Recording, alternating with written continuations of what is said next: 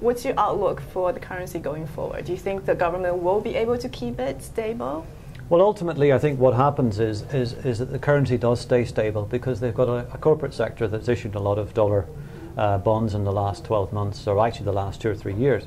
So it's in China's interest to maintain a flat currency. It helps those companies pay their overseas obligations. I think what that means is that you get lower interest rates, but behind a curtain of capital controls.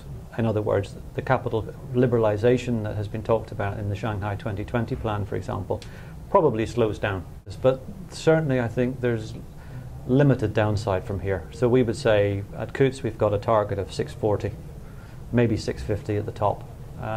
We're actually looking for some small appreciation over the next 12 months because we think that the global economy turns round, so that large trade surplus that China runs with the rest of the world probably gets larger because there's less imports of capital goods.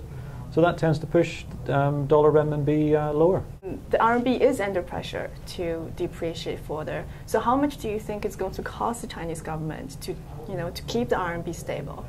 Well, they spent, what was the number, 94 billion in August. Which is a drop in the ocean compared to the foreign exchange reserves that China has. It's a very small... 2.6%, so... Well, it's not a big number, though. I mean, it's not...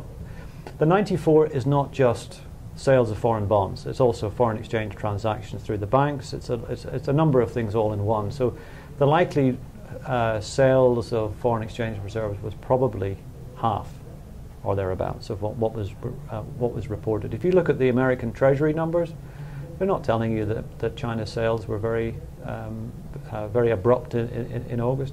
So I think it's likely that it won't be a lot of trouble for the Chinese authorities to keep dollar renminbi quite flat.